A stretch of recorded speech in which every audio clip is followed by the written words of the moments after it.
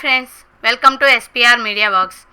ఒకప్పుడు కేవలం 1000 ఓట్లతో తీర్పు చెప్పిన పొన్నూరు ఇప్పుడు 32,000కు పైగా మెజార్టీ ఎలా ఇచ్చింది?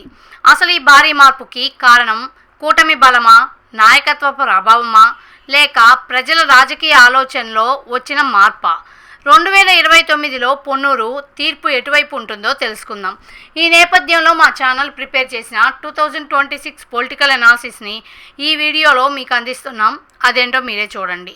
ముందుగా పొన్నూరు గురించి చెప్పాలంటే గుంటూరు జిల్లాలో వ్యవసాయం, వాణిజ్యం, రాజకీయ చైతన్యం ఈ 3 విషయాల్లో ఎప్పుడూ ప్రత్యేక గుర్తింపు సంపాదించుకున్న ప్రాంతం పొన్నూరు. ఈ నియోజకవర్గంలో రైతుల ప్రభావం చాలా ఎక్కువ. వ్యవసాయంతో పాటు వ్యాపార వర్గాలు కూడా రాజకీయాలపై గణనీయమైన ప్రభావం చూపుతాయి. అందుకే ఇక్కడ జరిగే ప్రతి ఎన్నిక రాష్ట్ర రాజకీయాల్లో కూడా ప్రత్యేక ఆసక్తిని రేకెత్తిస్తుంది. 2019 ఎన్నికలు ఆంధ్రప్రదేశ్ మొత్తం జగన్ ప్రభంజనాన్ని చూసింది. ఈ ప్రభావం పొన్నూరుపై కూడా స్పష్టంగా కనిపించింది. వైఎస్ఆర్సీపీ అభ్యర్థి కిలారి వెంకట రోసయ్య గారు టీడీపీ అభ్యర్థి ధూళిపాల నరేంద్ర కుమార్ గారిపై కేవలం 1112 ఓట్ల స్వల్ప మెజారిటీతో విజయం సాధించారు. ఆ సమయంలో ఇది హోరాహోరీ పోటీగా నిలిచింది. కానీ 5 ఏళ్ల తర్వాత అదే పొన్నూరు పూర్తిగా భిన్నమైన తీర్పు ఇచ్చింది. ఈసారి టీడీపీ, జనసేన, బీజేపీ కూటమిగా పోటీ చేసింది. ఆ కూటమి ప్రభావం పొన్నూరులో బలంగా కనిపించింది. ధూళిపాల నరేంద్ర కుమార్ గారు వైఎస్ఆర్సీపీ అభ్యర్థి అంబటి మురళీకృష్ణ గారిపై సుమారు 32,015 ఓట్ల భారీ మెజారిటీతో విజయం సాధించారు. 2019లో 1000 ఓట్ల తేడా 2024లో 32,000కు పైగా ఎలా మారింది? అదే ఈ ఎన్నికలో అత్యంత ఆసక్తికరమైన అంశం. ప్రస్తుతం కూటమి వైపు సిట్టింగ్ ఎమ్మెల్యే ధూళిపాల నరేంద్ర కుమార్ గారు ఉన్నారు. స్థానికంగా దీర్ఘకాల రాజకీయ అనుభవం, సంఘం డైరీతో ప్రత్యేక గుర్తింపు ఆయనకు ప్లస్ పాయింట్గా మారింది. వైఎస్ఆర్సీపీ వైపు కిలారి వెంకట రోసయ్య గారు పార్టీలో ముఖ్య నాయకుడిగా కొనసాగుతున్నారు. ఈ ఇద్దరు నాయకుల రాజకీయ ప్రభావమే ప్రస్తుతం పొన్నూరు రాజకీయాలకు ప్రధాన కేంద్ర బిందువు.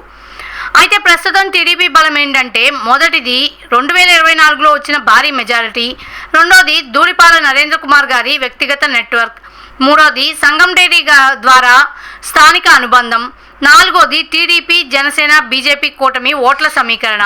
ఇవన్నీ ప్రస్తుతం టీడీపీకి బలమైన అడ్వాంటేజ్గా మారాయి. అయితే బలాలున్నంత మాత్రాన విజయం శాశ్వతం కాదు. అధికారంలో ఉన్న పార్టీకి యాంటీ ఇన్కంబెన్సీ ఎప్పుడైనా సవాల్గా మారొచ్చు. స్థానిక అసంతృప్తి, అభివృద్ధిపై విమర్శలు, నాయకుల మధ్య సమన్వయం లోపించడం ఇలాంటి అంశాలు భవిష్యత్తులో ప్రభావం చూపే అవకాశం ఉంది. ఇప్పుడు వైఎస్ఆర్సీపీ గురించి చూద్దాం. 2024లో ఓడిపోయిన పార్టీకి కొన్ని స్థిరమైన ఓట్ బ్యాంకులు ఇప్పటికీ ఉన్నాయి. ప్రత్యేకంగా కొన్ని గ్రామీణ ప్రాంతాలు, సంక్షేమ పథకాల లబ్ధిదారులు, కొన్ని బీసీ, ఎస్సీ, మైనార్టీ వర్గాల్లో పార్టీకి ఇంకా మద్దతు కనిపిస్తుంది. అయితే 2024లో భారీ ఓటమి పార్టీపై స్పష్టమైన ప్రభావం చూపింది. ఓటు శాతం తగ్గటం, కూటమి ఓట్ల ఏకీకరణ స్థానికంగా పార్టీని మళ్లీ బలోపేతం చేయాల్సిన అవసరం ఇప్పటికీ కనిపిస్తుంది. మరి 2029లో ఎవరు గెలుస్తారు అనే ప్రశ్నకు సమాధానం ఇప్పుడే ఎవరు చెప్పలేరు. ఎందుకంటే ఈ ఎన్నికను నిర్ణయించేది కేవలం 5 కీలక అంశాలు: ప్రభుత్వ పనితీరు, అభ్యర్థి వ్యక్తిగత ఇమేజ్, బీసీ ఓటర్ల వైఖరి, ఎస్సీ ఓటర్ల స్వింగ్, రైతులు, యువత, స్థానిక అభివృద్ధిపై ప్రజల అభిప్రాయం. ప్రస్తుతం పొన్నూరులో టీడీపీ ఆధిక్యంతో కనిపిస్తుంది. అయితే వైఎస్ఆర్సీపీ కూడా తన క్యాడర్ని మళ్లీ బలోపేతం చేసే ప్రయత్నాల్లో ఉంది. ఇప్పటి వరకు ఎన్నికలకు ఇంకా సమయం ఉండటంతో రాజకీయ సమీకరణాలు మారే అవకాశం ఉంది. మా విశ్లేషణ ప్రకారం ప్రస్తుతం టీడీపీ స్పష్టమైన ఆధిక్యంతో కనిపిస్తుంది. 2024లో వచ్చిన భారీ మెజార్టీ పార్టీకి మానసిక బలం ఇచ్చింది. అయితే రాజకీయాల్లో ఒక ఎన్నిక ఫలితం తర్వాత ఎన్నికకు గ్యారంటీ కాదు. ఎన్నికల సమయానికి ప్రజల అభిప్రాయం పూర్తిగా మారిపోవచ్చు.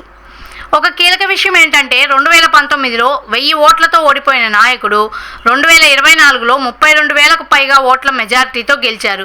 అంటే పొన్నూరు ఓటర్లు అవసరం అనిపిస్తే చాలా పెద్ద రాజకీయ మార్పు చేయగలరని ఈ ఫలితమే నిరూపించింది. అందుకే 2029 ఎన్నికల్ని ఇప్పుడే తేల్చేయడం సరైంది కాదు.